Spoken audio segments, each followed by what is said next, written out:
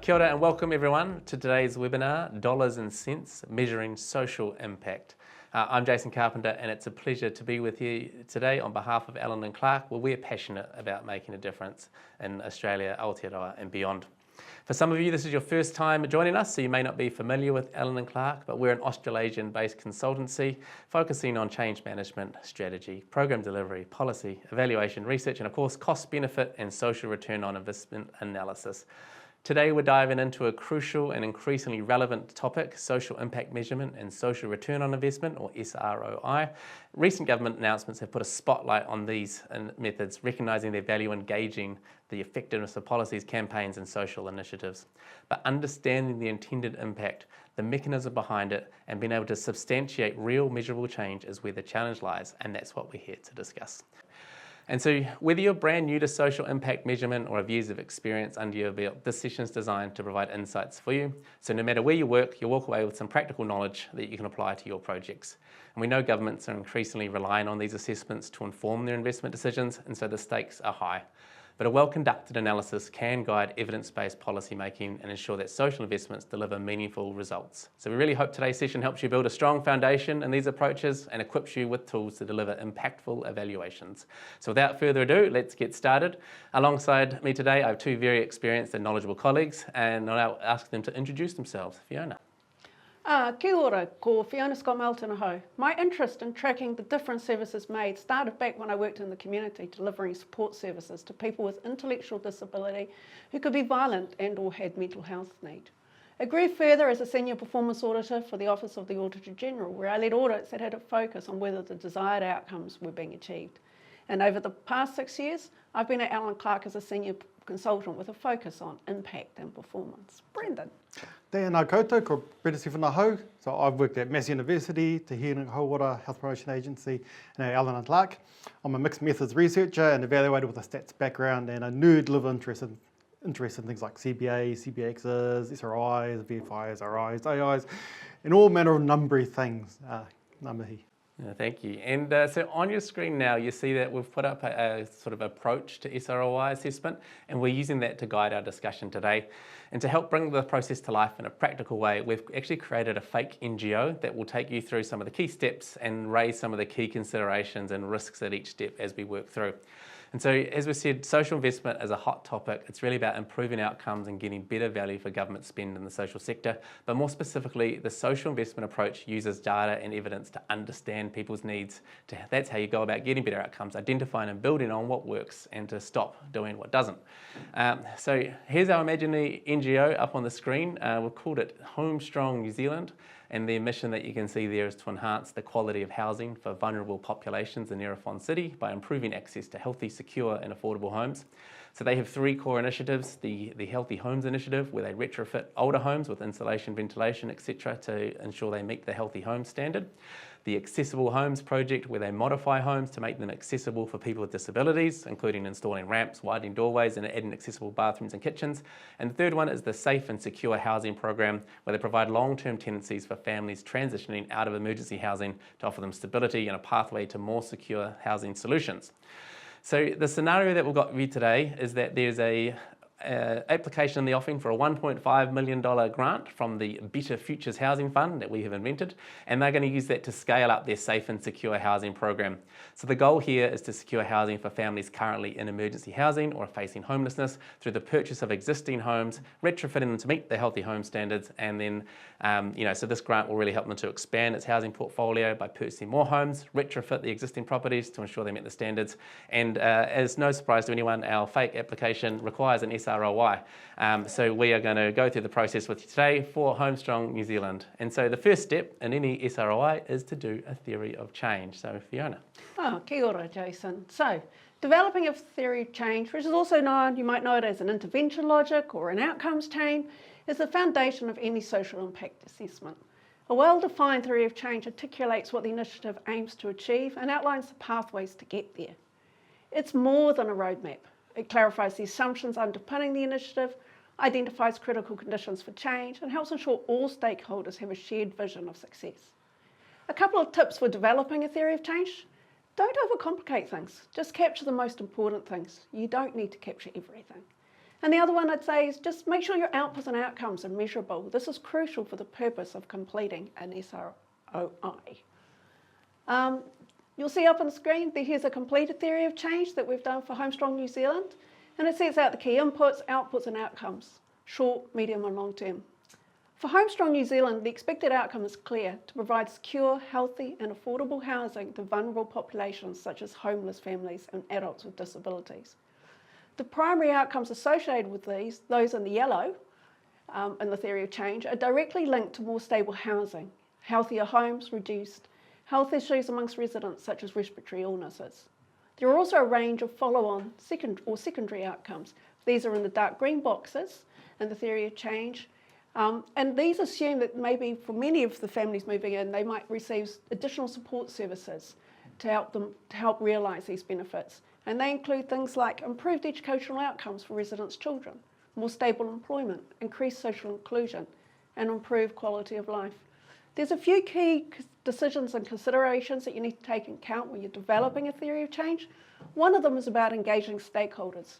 We strongly recommend involving as many stakeholders as you can, especially those with lived experience in developing the theory of change. This will strengthen its accuracy and relevance and ensure the theory of change addresses real-world needs and factors in the insights of those directly impacted. You also need to be clear about your assumptions. You need to identify and document these assumptions, the assumptions underpinning the initiative. For example, Homestrong New Zealand assumes that retrofitting homes will lead to better health outcomes. It's important to challenge these assumptions by asking, what needs to happen for this to be true? And what could go wrong? But also, key part of theory of change is about providing pathways to change. It should map out the logical, ideally causal links between the key activities outputs, such as retrofitting homes, and the short, medium and long-term outcomes. This is essential for clarity and for tracking progress over time. For Homestrong New Zealand, this would involve linking home retrofits to improved health, increased housing stability, etc. But there's a few things to consider when you're preparing an SROI. There's a few risks. So while social investment is primarily focused on individuals, people are part of what is being referred to as an ecosystem, the whānau family community. To optimise social investment, we need to think about the role of whānau family community, the system more broadly, to ensure improved outcomes are optimised and sustainable over time. There's another bit which is about policies and or initiatives that are based on the assumption of employment tend to benefit those who are better off. This is known as the Matthew effect, where an initiative disproportionately benefits those who are already doing well. Could you give a quick example of what you mean by the Matthew effect? Or? Yeah, sure. As an example, funding for specialist departments within schools that aim to serve a broader range of children with learning needs could have the Matthew effect. Such a program is typically designed for children who aren't receiving additional support from their whānau family at home or in the classroom, but would really benefit from more support. More educated parents are likely to benefit from such an initiative more because they are more likely to know about the initiative, they have the flexibility, they're more likely to have the flexibility in terms of working hours and the confidence to advocate for their child at school. They can also afford an educational psychology assessment, which means they can provide evidence of their child's needs. In contrast, under-resourced, poorer families face more barriers. They are less likely to know about the initiative. They're also more likely to have inflexible working hours or may have limited transport options. They may also lack the confidence and language to advocate for their child, and they couldn't afford any type of assessment to demonstrate their child's additional learning needs. In addition to that, anything like unstable housing means that they probably aren't in an area long enough to be able to organise such support, or that just as it's begun, their child has moved to another school and the process has to start all over again. As a result, the program disproportionately benefits families who are already in a better position to begin with. This is where being clear about what outcomes we seek, but also understanding what success would look like from the perspective of the people who it is supposed to serve and what needs to happen to enable that change is so important. Yeah, and that's great. And I think a reminder straight off the top that an SROI will only ever measure what you have decided is important. And so I'll pass back to Fiona to kick off with some of the discussion about measurement. Yeah. So once your theory of change is in place, the next step is developing and monitoring and evaluation, or what we know as an M&E framework. By clearly defining what success looks like when developing the theory of change for each identified outcome, the M&E framework establishes what data needs to be collected. This is both quantitative, so think numbers, and qualitative. The framework will also set out where the data will come from, how often it should be collected. The process should also involve considering the feasibility of data collection, such as how much will it cost and how much do you need. The framework will also set you up for future evaluations. Brendan. Right. Collecting good data is crucial in any kind of investment activity. We need to understand who is at most need, what works for them, and monitor progress in the M&E framework is the best place to have these discussions. It's not just about the numbers. While quantitative data can provide information about outcomes and progress over time, the qualitative data provides the rich stories, the difficult to quantify evidence, and there's often a check on whether what you're measuring makes sense for those intended to help. However, when we talk about data and quantification, there are a few risks and considerations we need to keep in mind. Choosing the right metrics. So if we focus too narrowly on certain indicators, we might miss broader social impacts. What we choose to measure is inherently a value judgment. There's always a risk of overlooking what's truly important. Cost is also a big factor. How much time and resource do you commit to identifying and designing your metrics? The data availability and quality. So while large data sets like administrative data, government statistics or survey data are really important, they're not without limitations. So the data might be incomplete, out of date or biased. Additionally, some data points that are critical for social investment decisions may not be available at all, forcing us to rely on proxies that might not accurately reflect reality. There's also a quantification bias that creeps in. So this tendency to prioritise what can be easily counted, which can lead to overemphasis on outputs rather than outcomes, and a risk of simplifying what are typically complex social issues. There's a tendency for individualistic versus collective measures. So while most quant measures are individual, most of what we're really interested in are sort of more collective measures and designs. So impact on families and whānau, for example. And sort of ethical and data sovereignty is a key part of this. As we collect and analyse the data, we almost consider the ethical implications. This is a whole seminar on its own, and it's covered much better by others, so far cleverer than I. So we've shared some links with you that deal with this in more detail. Finally, an over-reliance on data. So while sort of numerical data is essential, it's important to avoid relying too heavily on it, to the exclusion of other forms of evidence. Not everything that matters can be easily measured or counted. So in short, while these kind of data are powerful tools in social investment, they need to be used thoughtfully. We must constantly ask ourselves, are we measuring the right things? Are we being mindful of the limitations? And most importantly, are we using this information in a way that genuinely benefits the people and communities we're trying to help? So in my head, when we're talking about an M&E framework, we're talking about going forwards from the activities and the inputs through to the outcomes, but also being really clear that you're doing those things for a purpose. So you already have those outcomes, whether you've explicitly written down or not, but working backwards from the outcomes you're trying to achieve as well. And so when we're talking about this, is that this really is an iterative process. So with the theory of change, going through to the M&E framework, going through to considerations about data and what you're going to measure, you're always going to be going backwards and forwards. And as you think about what you're going to measure, what outcomes you're trying to achieve, and what are the measures to show progress towards those outcomes, you're probably going to have to go back to your theory of change and have a bit of a look at whether that still holds true, whether you need to rethink about how you've set that up, and whether that really is an accurate representation of what you're doing. We have had a question come through, which is coming through. Do we feature impact in the theory of change? So how would you think the question of, Impact's always an interesting one because this is where we can get tied up with terms, okay? So some people talk about impact, some people talk about outcomes. And so impact is sometimes defined as the thing that happens in the really long term. And so definitely you would want to capture impact. The way I differentiate between outcomes and outputs is all those things that you've done and that you can tick a box and say you've done. Outcomes is the difference you make. And if you wanted to define impact, then you'd say that's the really long-term goal and impact, the difference you want to make. And also when we were talking about including stakeholders in that theory of change discussion, part of that impact conversation is what does good look like for the groups that you're actually trying to do this for. So having everyone on the same page, so a really good theory of change process, means that you have a really clear understanding about what you're trying to do, what impact you're trying to have, and then how that maps onto the outcomes that exist in the CBACs and the other tools that we will talk through in a minute. Yeah, and sometimes actually what government or some of us might imagine would be the desired impact can be quite different from the group that you're actually trying to serve. And so it's really important to capture from their perspective, what would success really look like? and what difference would it really make for them by their own definition.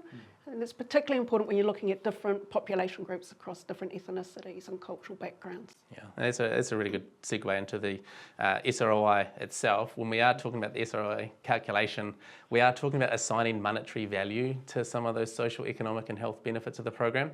And so the whole process is your theory of change, M&E framework, and then taking forward that thinking, you can start to jump to the end part and look at the domains of benefit that we're going to include in our SROI calculation. So that helps us to make decisions on what to include in our M&E framework. So if we want to measure loneliness, then you need to have a measure that tracks how well you're progressing towards addressing those identified issues. So if you hold on to that thought around the M&E framework, we're going to jump into some spreadsheets. So I'll hand over to Brendan. Hey, so for Homestrong New Zealand, we set up a very simple SROI analysis in Excel. This does incorporate the CBA as well, so there's sort of two numbers that pop out of this. We'll add in some inputs like admin, upgrade costs, the number of houses we bought and upgraded, and outcomes like improved health and well-being. These inputs, outputs and outcomes in the various ways you sort of modify and combine these data are also part of the development of the theory of change and the M&E framework, and will differ depending on the initiative, the kinds of data you have, and for what purpose the SROI will be used. So I'm going to throw to past Brendan. Kia ora. Hi future Brendan, looking sharp. So this is us talking through the spreadsheet, which is a sort of a combined SROI piece of work. Even a simplified example is a complicated piece to talk through, so apologising for rushing through some of this.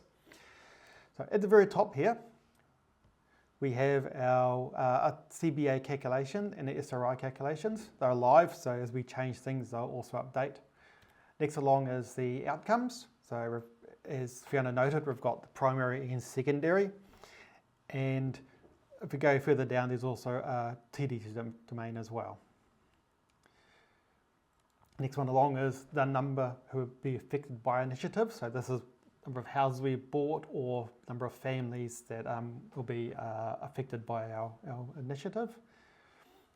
Next along is the CBA. So all the coefficients here are from Treasury CBAX spreadsheet where they're available. And we've also got the size or change of improvement. So generally these are sort of yes, no's, discriminated, but satisfied with life has got a 0 to 10 and some others are 1 to 5. So they're part of the coefficient. And if we go a bit further along, we move into these outcomes being mapped to value using more evaluative techniques, so which have been identified as part of the theory of change and in the M&E framework. So this is what good looks like. This is the importance of it to the stakeholders, and it can be a range of numbers. At the moment, just giving a 10 for the primary and 5 for the secondary outcomes. And then we've met those goals from 1 to not achieved through to 5 that all goals have been exceeded. Before I progress further, just a note that the CBA and related techniques are additive, so adding more indicators and the related monetising coefficients does inflate the CBA ratio. It just gets bigger and bigger the more you add to it. So while it makes sense to add in the outcomes your initiative will affect, it makes it problematic when comparing between initiatives unless they have exactly the same indicators and coefficients in their model. This may be the case, for example, if an organisation simply didn't have the time or resources to identify and find the coefficients for all their outcomes, or an organisation had the resource to find and load in as many relevant indicators as possible. So, what they are also useful though, regardless, is modelling different scenarios and testing different levers to see what would give the best outcomes for investment. The SROI and our implementation in this example sort of smooths that curve though. So the actual SROI calculation takes the value score for each domain and divides by the maximum possible score, and then multiplies by 10 to give sort of a relative score. So it's not affected by the number of indicators. It's always a ratio, a relative measure. Then we calculate the average for the primary, secondary and TD domains and add them together. This also means that we can add more indicators to improve the resolution of the model without inflating the SROI ratio, although care still needs to be taken as adding more variables can reduce the sensitivity of the model to changes in a single indicator. So cruising on the top here, we've got our modifiers, multipliers. So dead weight, what would have happened without the activity? It's largely quantification of the counterfactual. So 0% means nothing would have happened until we came along, and 100% is where it would have happened regardless of what we're doing. Attribution, so who else contributed to the change or what isn't within your sphere of influence, for example. 0% would reflect the situation where you're the only actors in the space, and the number would get higher as you see others in that space. So others not providing social housing, for example. Next one along is displacement. Right, so this is displacement or substitution effects. These are benefits claimed by the project at the expense of others outside the project. For example, are we competing with other social housing providers for limited housing stock? And then discount rate. So this is how swiftly does the impact of your initiative diminish over time. I.e. for which house we buy and upgrade will have a larger impact on the health and well-being of a family immediately after moving in than it would 10 years later. And we've done this over a 10-year period, but you could go on for much longer. Obviously, you're just extending things out. These are the CVA calculations, and here we've got the value calculations. So you can see the separate and done independently, and that's the base spreadsheet. Kia ora, back to the studio. So thanks for that pass, Brendan, and I understand that the audience may have got a bit of a peek behind the curtain of the magic that goes into pre-recording.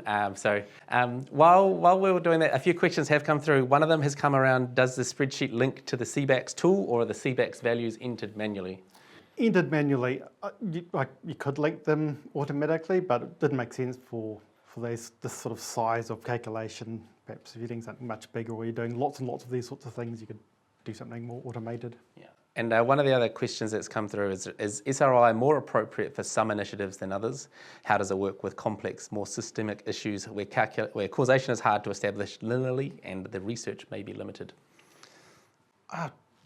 It still kind of is, because it's about the story. It's when you get bogged down in doing these calculations, and that being the only measure of its impact. So if you're going more broadly, what we're trying to do with the theory of change and the M&E framework, it's part of the limitation of this sort of work. But I think as long as you hold to the truer process of developing one, then it's still appropriate. What do you think? Yeah, I think one of the tricks is to be really aware you can't capture everything, right? So sometimes when I'm building a theory of change, I actually take a bit more of a systems view, and I'll have things in there that I'll label clearly that are maybe within the organised level of interest or actually that's something they could influence. So it might be a signal that they need to partner with others to actually realise those benefits. But often you're right, outcomes are actually often not linear. They don't follow this lovely linear line. They're actually far more circular, and they could be dependent on a lot of different things. Some outcomes have to be realised first before others can. So I think one of the tricks with that is to remember that the SROI, while it's a useful tool, is not a panacea. It can't be used for everything, necessarily, or cover everything. And one of the things I think you need to do is to actually put in there limitations. So if there's weak research that shows the linkages between this, then that should be one of the things that you need to highlight. And one of the things that wasn't in our theory of change that you'd normally have is assumptions. So the assumptions is that the evidence actually is there for SROI purposes. If it isn't, then I think you just need to be clear. And some of this is too where qualitative can become so important, where you're building up additional. If you're doing the full M&E process as well, if the data doesn't exist, having that discussion about do you have funds to go out and do primary research to help fill in some of those gaps, and really a lot of it is around like how much money and time and effort do you have to do this evaluation SROI of your initiative. And so with more time and effort you can narrow the uncertainty, which Brendan will talk about a little bit later. But one of the really key challenges in all of these, even the simple ones, but especially the more complex ones, is around attribution. And so, Fiona, if you wanted to touch on attribution as one of the key challenges that we do cover. Yeah, so thanks, Jason. So one of the most challenging aspects of any SROI analysis is determining how much of the change can be attributed to the program or initiative itself. This is where we carefully estimate attribution, how much of the improvement is due to your program and how much stems from external factors such as economic shifts, government policies, or even anticipated changes in community behaviour. Even with strong data, it can be difficult to say with certainty that a positive outcome is a result of the program itself and not other factors. For example, if employment rates improve in a community, it may not just be due to the program you implemented. It could be influenced by broader economic conditions or other local initiatives. Being aware of this risk helps us to avoid overstating the program's impact.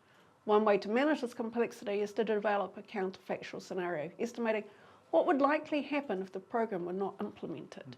This helps sharpen the accuracy of the SROI by ensuring the program's specific contributions are well understood. Yeah, and a question just come through on how do you calculate dead weight and attribution, and so we will get onto that very shortly, so keep that question in the back of your mind. So in this one, remember, it's at the beginning of the process of making fund application, which will be different from if we're monitoring or doing something more at the end of the initiative, for example. We don't actually know what will happen, but we're setting out the logic for what we think is going to happen. So if we're monitoring progress, we'll start collecting real-world data, which would improve our confidence in the value estimates over time. These would get better. So incorporating sort of uncertainty and confidence is, so a single SRI number can be misleading, especially given the uncertainties inherent in any complex social initiative. So sort of a more nuanced approach is called for that factors in uncertainty through a variety of techniques, such as scenario analyses, where you're sort of developing different scenarios based on different assumptions, like high or low estimates of key input variables, which can give you a range of possible outcomes. It is important to test how the result of the SRI analysis looks from different stakeholder group perspectives. For example, does it look different for Māori or for Pacific peoples? There's sensitivity analyses, testing how small changes to input variables affect outcomes, which allows us to identify the biggest levers that drive impact. And range estimates, so calculating your upper, middle and lower bounds with SRI provides a more reliable range of impact because you're going to sit somewhere in there. As this lovely little graph shows, reducing uncertainty over time. The more effort, time and resources invested in the SRI analysis, the more refined and accurate the estimate becomes. With deeper data collection, more precise measurement and continued stakeholder engagement, your SRI moves from being an educated estimate to a well-supported figure with less uncertainty. Simply put, the better your data and process, the better your SRI calculations will be, both in terms of accuracy and confidence. I think one of the big things is around the period and the discount rate. So the time periods in the CBAX tool are often quite long, so they can be lifetime, sort of 30 plus 50 years kind of measurements. And so that can be complex for, when you're talking about attribution of initiative that may be short term or may only have funding for a certain number of years. And so when we've done CBAs in the past, for example, in the natural environment sector, some of the measures in the CBAX tool around things like, preventing natural forest loss, increasing biodiversity, those sorts of things have absolutely huge benefits over sort of 45 years. And so there's a real risk of over-attributing your initiative to that, biodiversity and then claiming this huge chunk of this massive benefit over a 45-year period. But in the same sense, there's also a risk of undercooking it. So the thing that you're doing is to, increase biodiversity, prevent forest loss, etc. Legitimately, you can look at how your initiative is going to contribute to that and look at what might be a normal amount to be able to attribute to that. And someone just questioned, so the 25% discount rate that was in the spreadsheet. Like I said, this at the beginning of the process, this is an example. So normally you would negotiate that with the stakeholders and research. So this is something you would iteratively develop as part of the theory of change and the M&E framework. So but there's always going to be an estimate. So it's just a number we picked for this example, but it possibly would be longer depending on what your assumptions are. And Treasury has defaults, 6 or 7%, and so it's just I think for illustrative purposes to show the spreadsheet and how things work. So withhold belief if that seems too high for you, and we can have a chat about that later. So with the next step around the calculations, we're going to go back to past Brendan, hopefully just once this time, to talk us through in another video of Brendan showing some of the shifts when you do edit that sheet. So we'll play the video now. Kia ora anō. So this is where we get to play with the spreadsheet. Before I begin, make sure you pay attention to the top left corner where we've got the CBA and the SROI estimates calculated live. So as we sort of tweak the levers, you can see them being updated as we go. So I'm going to use just as an example, the primary health outcome of the house isn't cold. Right, if we go across here, this is, at the moment, the indicator is basically yes or no. The house isn't cold or it is. So if we go from a yes to a no, we drop down from 1.8 to 1.6. Conversely, if we say we're going to get funding for 2 houses and we could end up upgrade 3 houses, we go from 1.82 to 1.69. So you can see how you can play with the different scenarios and save those. That's for the CBA analysis. If we go across to the value estimates, note that you can link these to the CBA. If you've got a survey measure, you could use that and have that update the value estimate instead. So what we're doing here is, let's say you didn't achieve any of your goals. You didn't make the houses warm and dry. So we'll put a 1, and you can see that drops down to 5.18 in the top left. Go back to 3. And if we say we exceed all our goals, the houses were just beautifully warm in the summer and beautifully warm in winter and beautifully cool in the summer. And we'll do a 5, and it jumps up to 6.33. So you can see by playing different scenarios here and across the other indicators, you can see how these plays out and save them independently. And then what I've done is I've run 3 scenarios. One is the low with all the, basically you failed at everything. And the high one is where you blew everything into the water. It was amazing. And the mid one is just what I was demonstrating before. And what you can see here is how the estimate range or confidence interval increases over time, i.e. confidence decreases. Another key point to make here is the diminishing returns on investment over time. They flatten off, in this case after 10 years, but that will change depending on your figures in your main spreadsheet. And these figures are part of the entire SROI.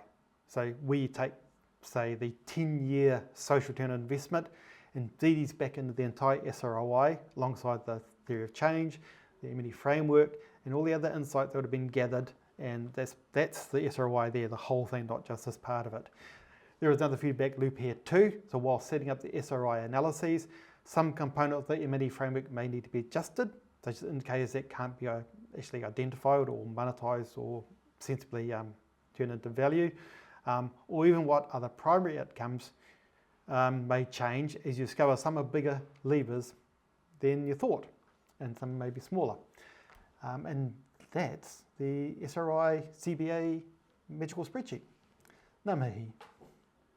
So thanks very much for that pass, Brendan, again. And so that was a brief tour of the ANC SROI process. As I said, all the templates and slides used today will be available to download and look at in more detail. So let's go through some quick-fire SROI questions. So the question come through from Paul is, how do you deal with the risk of double counting in an SROI? Well, double counting happens when the same outcome is valued more than once under different categories. For example, if Homestrong New Zealand improved health outcomes and increased employment, both of these could be traced back to better housing.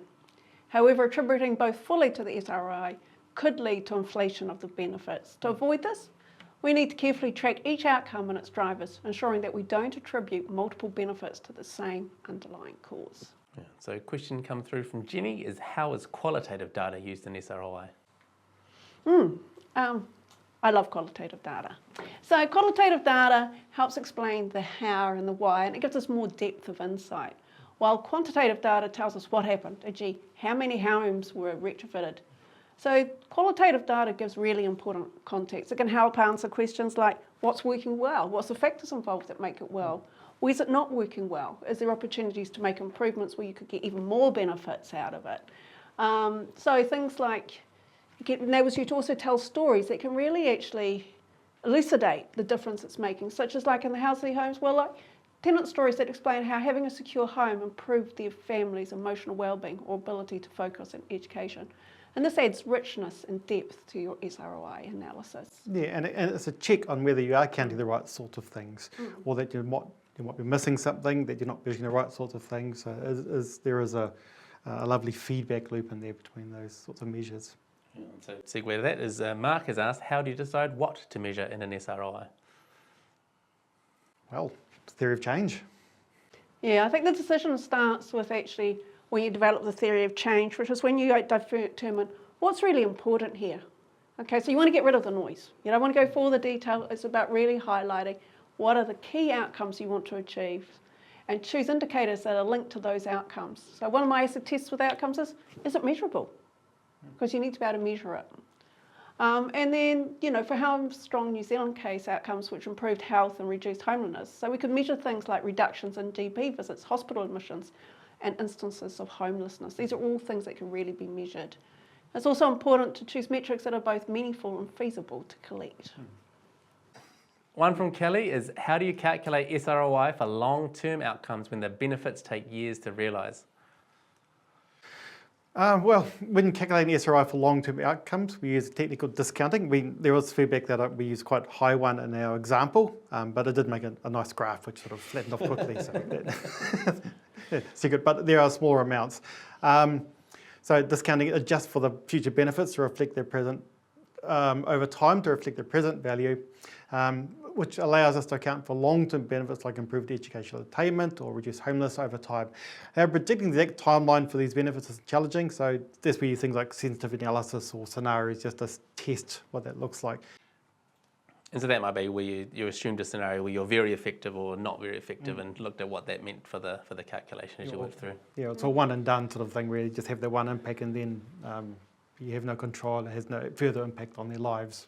Yeah, and also I think something about attribution, you might disagree with this, but attribution is that further away that outcome is from realisation, the less you can attribute your program now to actually its realisation. So you need to take that into account and factor that in when you're actually thinking about calculating an SRI that involves really long-term outcomes. Yeah, and that's that over time, your range of estimates, your range of uncertainty increases, so your certainty decreases, so it does get bigger over time. So you need to remember that. And Paula has asked, how do you ensure that SROI captures cultural and community-specific outcomes, particularly for Māori and Pacific populations? Well, so capturing cultural and community-specific outcomes, you need to be working with them. There's no sort of, you can't be outside of it and do this. You have to be part of the community, ideally. So there's, earlier I did mention the difference between individualistic and sort of holistic or collective outcomes. So there is, you're measuring different kinds of things and you're measuring in different kinds of ways. So these are really important to remember. How it's done is key, and often it's you guys are the ones with the connections to do this. So you can't expect other data sources or other people, externals, perhaps to do it as well as you, even though they could try and actually perhaps provide an independent perspective. So it's important to incorporate the different ways of thinking. But again, it's you have to work with the communities and those people who work in those spaces. I think it comes back to our point that we made around the importance of engaging and having key stakeholders involved in the development of the theory of change, because actually what it looks like could be quite different, okay, than what maybe somebody from Pākehā background or some other background might actually create. So you actually need to, so what might be in and what might be out of scope might also be very different. So that's where I think really working closely and getting insights from them. How do they define some of the terms? What does it look like from them? On how would they define success? So you start capturing success from their perspective and talk through with them, how would you capture that? How would you measure it? Yeah, and one of the examples we've had working with Māori businesses, right off the bat, that what they value is long-term intergenerational, that we're doing this to get profit for long-term investment for all sorts of outcomes. It's not just, return to shareholders kind of thing. And so right off the bat, when you talk to them, what they value is just very different. And so, again, can be mismatched from funders, but by having a theory of change that shows that explicitly up front, you can then put it into your system and measure it well. The Indigenous systems often have an infinite time frame. This isn't within 3 or 5 or 10 years. This is infinite. This is generational. So we've had a few questions come through on the chat. So one of the questions is around how do you quantify the impact or monetize more abstract outcomes like leadership skills, well-being, confidence, etc.? I think that's a really good question. So I think one of the things to remember is that not everything can be monetized. And sometimes some aspects of something that can be monetized and other aspects can't be. So I think one of the things about when you're using terms like well-being is that part of the trick of doing the theory of change is actually in there to define what do you mean by well-being. The Living Standards actually framework itself, hopefully you might be familiar with that, talks about the whole range of domains that can be involved in the concept of well-being. So you need to be clear about what you're talking about within that. So within ours, we looked at, say, social inclusion would be one where we saw that there is measurements for loneliness. There are other aspects of social inclusion which are not so easily measured. And those is where the kind of the qualitative and more value statements that go alongside your SROI are really important. It's important to remember too that some things may not even be ethical to try and actually monetize it. And finally, you could actually, sometimes you can find some evidence in literature reviews or a scan of what's out there to find actually some source or indication of how it could be potentially valued. So hopefully it answers the question. And then I think linked to that a little bit is someone said, not everything that matters can be easily counted. How do we measure these things? Can outcomes be stories qualitative, or is quantitative data king? Ideally, they're together. I mean, you don't ever separate the two. For certain purposes, the numbers are useful for making nice graphs, for example, but there's always a story behind it all, and the qualitative data is always that check the numbers are right, and the numbers are always just supporting the stories. So there is that interrelatedness to it. Different parts of analyses might prioritise numbers, and the more narrative stories. So it shifts and moves. And linked to that, so we were talking about doing an initial analysis at the start of a process for getting more investment. One of the questions is, how feasible is it to do an SROI on a new innovative program? And so I think that's one of the cuts to the heart of some of the things we're doing here is like, yes, absolutely, and it really is about setting out the logic for why you think your project is going to have an impact, what that impact is likely to be, but then also taking that more future-focused look about how you're actually going to measure those things that you're doing. So if it's something innovative, you've got an agreed outcome you're trying to achieve, but the mechanism by which you're doing that may be something slightly different. So being really clear about what you're measuring, how that's going to then contribute to the outcome is the key part of that. And then, Fiona? Yeah. I was just going to say, that's where I also think an M&E framework comes in, right? Because there may be very limited data at the moment, so actually your ability to state what it's likely to be in terms of quantitatively may be very difficult. You'll have those logical links about what you imagine it will achieve. So an M&E framework gets you to think about, well, what data do I need to collect? What could be my possible sources to actually start collecting that evidence base that would indicate? Because one of the questions is, if you're doing something really innovative, how do you know it's tracking in the right direction? How do you know that it's delivering what you're planning for it to deliver? And how do you know it's serving the group that it's actually targeted at? And different funders will have different requirements for that as well. So especially if you've got an innovation fund that's deliberately trying to do things differently, to be effective, that has to be linked to an investment framework that allows for those more innovative approaches. If you try and do innovation and then require the same, how many people came through your program, like you end up with that same systemic sort of issue where you're not actually then being innovative because you're still requiring the same counting that you've always required, and so you get the same things that you already got. So it really is context dependent around what's actually required, how you're going to do it. But the benefit of doing it and having it all stated with the theory of change, the M&E framework, these are the domains of benefit, this is the qualitative narratives that we're going to try and capture and how we're going to get them. You can start to tell that story for funders, for your stakeholders, for yourselves around what is the impact you're trying to have and show that thing. And then as you go over time, show whether or not you're achieving it, or show the willingness to twist and course correct as you're going if you find that the data isn't quite showing what you're doing. And just the final thing I'd say there is a theory of change when you do it at the beginning, especially for something innovative, it isn't set in stone. So there'll be key points along the way where you might want to come back and say, we made all these assumptions, and that's why it's important to document them. Do they hold?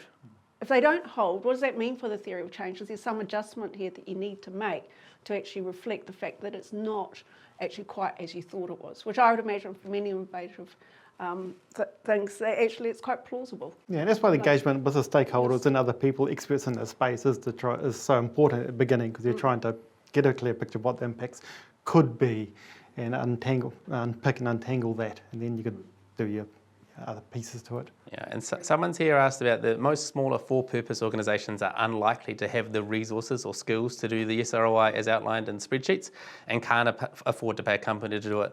Are there simpler options? I think it is a good question, and so there is ways to do it easier. You just get less of the number. So I think the non-negotiables is having that really strong theory of change intervention logic that shows what you're trying to do, what are the assumptions, how you're going to do it. That is something that you can find a lot of information online about how to run a theory of change workshop and how to build those. I think the second one, the M&E framework, again, if you search for how to do those things, there's a lot of information, a lot of guidance on how to develop one of those. And so that is something you can do relatively cheaply, or with a very small amount of specialist help, you can go quite far along the journey. When you start getting into the CBACS tool and those things, understand it is a little bit daunting. And so I think part of the whole process is just trying to, have a think about when you're doing that theory of change, what are the outcomes that you're trying to achieve? Have a look at whether they're in the CBACS tool, and then have a discussion around, well, if we are trying to support loneliness, for example, there is a measure in the CBACS tool for loneliness. You can start to have a play around with what would it be if I did do this, and sort of, almost like have a go. But I think focus on the theory of change, the M&E framework, and the qualitative, and how that's going to tell your story, and then be aware of the other parts, but aware that it's not super straightforward, and not everyone has a Brendan on staff to build a spreadsheet, etc. Yeah, and you have to be honest about the uncertainty in those cases. If you just haven't had the time or resource to actually try and figure that stuff out, you just have to be honest. We're in here somewhere. Yeah, and one of the ways we do it as well, especially so innovative programs, new things, if you're not sure about the level of attribution, so things, things around smoking and those sorts of things, it's very hard to attribute a specific program to that change. But if you do things like cost-even analyses or break-even analyses, so if you take that domain benefit for loneliness, it's monetized. So you can show that if we were successful and all these things were true, and we shifted people one step, up the well-being framework, whatever it is, that would be a benefit of this, which means that we would only have to help 5 people to achieve a CBR of 0 or a CBR of 1, sorry. And so there is ways of trying to make the process a bit simpler. Understand they're not always easy, but again, we are happy to have a chat about your specific circumstances and what you may be able to do without needing to go too far down the investment route. Can I just say one thing then? It's for smaller organisations, don't be overly ambitious about what you're going to capture. Make sure that your measures in the M&E are really targeted, and they're really the key ones that you can actually achieve. And think about whether for you it's feasible or not, because qualitative can be quite expensive. You might find if you do a quick search that some of your quantitative can be actually sourced through other sources, or could be set up quite easily. So the thing is, start simple. Make sure it's really well targeted. You can always build from there as you actually grow in confidence and capability, etc. Yeah, and someone's asked, any ideas re the new government's social investment approach? Would theory of change / M&E be sufficient, or would you need the monetary value of outcomes? And so I think there's probably talking about, some of the investment funds we have seen come through where they have required an SROI to be done by an independent evaluation. So its context is specific, because for all of the ones we've seen that have required that, there are still other funds out there that are specifically looking for innovation and aren't asking for that quantification. So it's I think when people are talking about SROI, they really are wanting that sort of, shortcut. I want to understand a dollar amount at the moment based on all the uncertainty to know roughly what I'm looking at. But I think a big thing with all of this discussion is that is always going to be reductive no matter what you do. And there's a big focus on what are the other things that have gone into that, being really transparent with the process of how you got to that number. You'll find that all of those qualitative narratives, all of the things that contributed to that are, just as important. And so long-winded way to say, I think sometimes they are actually just wanting that number and that's what they're looking for. But I think most of the time, most people that are active in the space are aware that that number is just part of the story, and a lot of the stuff that goes around it is just as important. So having the narrative, having the other parts that go along with that number is just as important. The number might come from a related program. You can just quote, this is a similar program returned these sorts of values, and then you can build the narrative and other things around that and not have to go down the strong. And again, having the uncertainty of ours, we have based this on this. I think the big thing is, as long as you're really clear about where everything came from, that's the really key. Someone's asked a question about, is there any negative view about collecting our own data versus accessing data collected by an independent third party? Not really. I mean, there's good quality data. I mean, sometimes you're the only ones who can collect the data. You're the only one with access to those households or those communities. So sometimes that trust is where the best data comes from. So you could ask an independent person to collect the data, which is useful as well. if you've got the resources, but it's context dependent. There's nothing wrong with collecting your own data as long as it's done in the M&E framework. And theory of change does help make sure you've got a really good, solid instruments and tools to do that and how you're going to do it.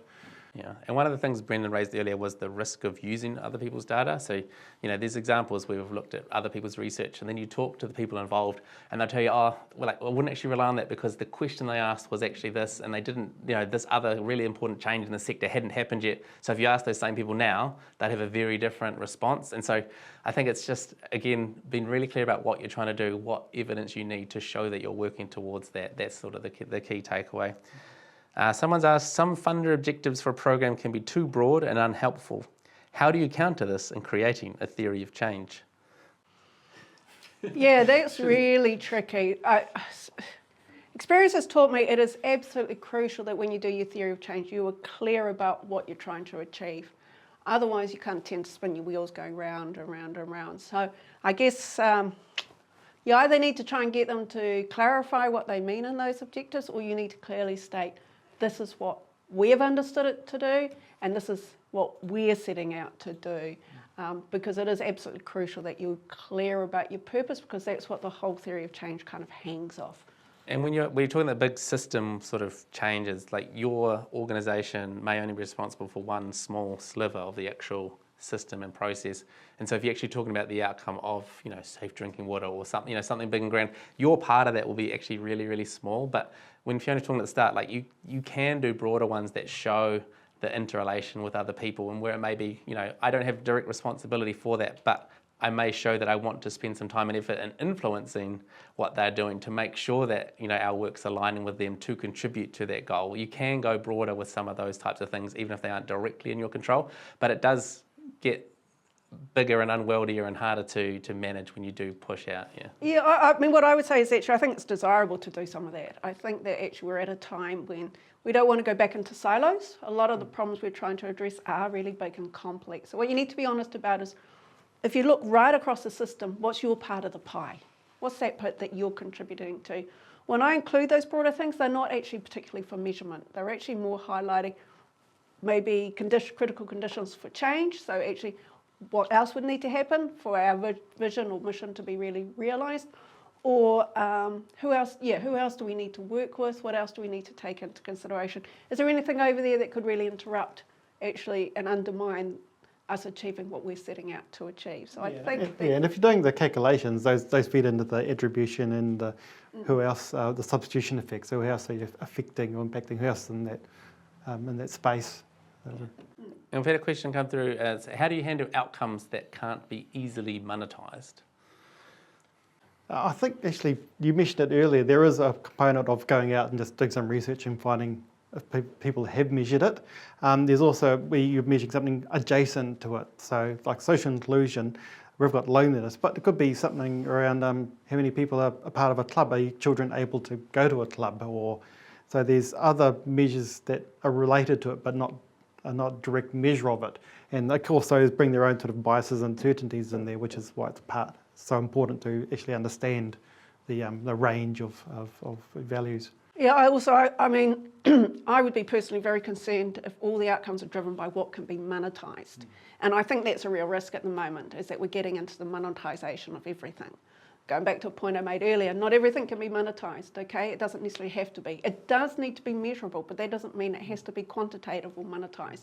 It could be qualitative evidence that actually helps boost the understanding. And in the homeschooling example, we talked about increased family stability, and so we didn't attribute a value to that, but we talked about, we can tell the story of how stable housing has led to better life outcomes. For example, by interviewing the people that are in housing, you can ask questions that would help you show that sort of evidence without quantifying it as a we didn't monetise it, but you can give a value to it and say this is important and how important it is. And even that whole purpose, if they're included, if what is important, and you can then weight things as more important. So stable family home may be really, really important to the people that you're trying to measure. So you can then adjust your sort of...